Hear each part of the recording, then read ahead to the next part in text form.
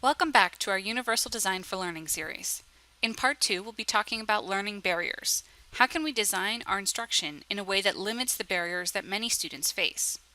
In part 1, we discussed that your students are incredibly diverse.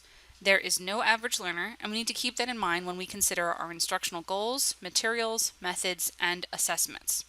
If we tailor those goals, materials, methods, and assessments to the mythical average student, or even to who we are as students, we create unintentional barriers to learning for students who are different. Like this image of a construction barrier, imagine that those barriers physically prevent students from moving forward. Let's look at a few examples.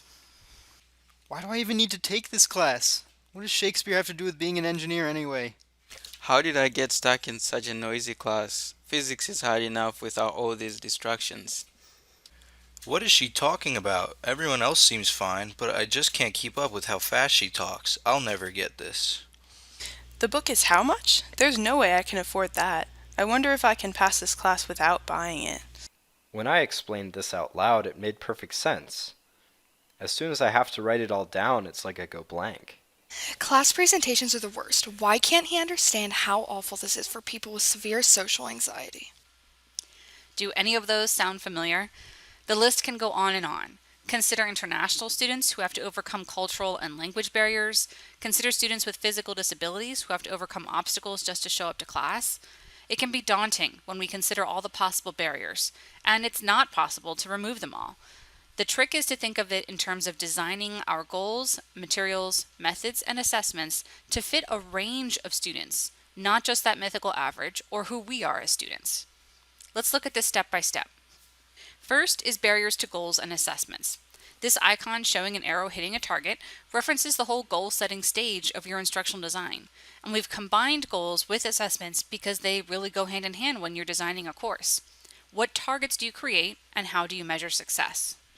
At this stage, you need to take a moment to consider whether or not you might be creating unnecessary barriers to your learning goals. Identify what you want to assess, and then make sure you're not unintentionally imposing your own preferences or strategies on how to get there. For example, if the goal is for students to analyze a piece of literature, then that doesn't necessarily require a written assessment. Perhaps students could express that analysis in another form, like a video recording or an infographic, especially if a student struggles with writing. If the goal is that students write a formal argument, then yes, it does need to be a written assessment. But does it have to be on a topic that the instructor identifies, or could students choose their own, which could help overcome the obstacle of not seeing relevance?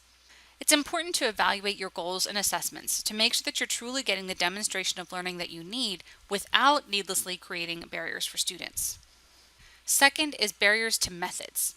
This icon of an instructor at the front of the class with a chalkboard represents one method, traditional lecture.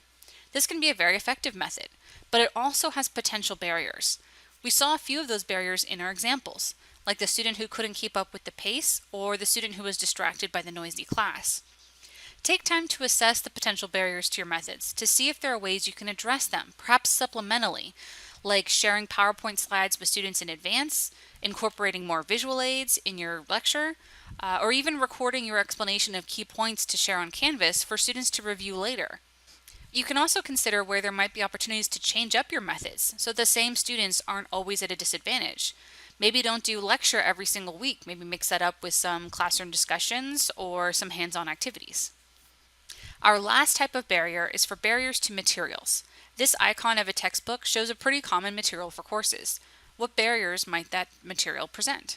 Consider the English language learner who struggles with the language level, or the student with a learning disability that makes reading comprehension difficult. Students also might have a financial barrier to this material if the textbook is too expensive. Or perhaps the textbook itself doesn't explain concepts very effectively for some learners. Those are all potential barriers to a textbook, but other materials can present barriers as well. Videos and podcasts can be inaccessible for students who are hearing impaired and ineffective for students with poor auditory processing skills. Infographics can be difficult for students with vision impairment or poor visual processing skills. By acknowledging that our instructional materials might present barriers for students, we can work to mitigate that impact. Try to mix it up so your materials show a variety. You can also think of how you can encourage students to use scaffolds like a text-to-speech tool that allows them to break down a book a little more easily. What we're ultimately getting at is that barriers to learning can be a real problem in education. Just like our icon of a physical barrier implies, they can impede student progress. UDL provides the solution. It's a framework for teaching that advocates a set of guidelines and strategies for overcoming those barriers to learning. In part 3 of the series, we'll introduce UDL's 3 main guidelines. The information in this video is from the National Center on Universal Design for Learning by CAST. We'll discuss what that organization is in more detail in part 3. The icon images of students were created by ProSymbols, and all other icons in the presentation were by FreePick, all courtesy of flaticon.com. I'd also like to thank our student voice actors listed below. See you in part 3.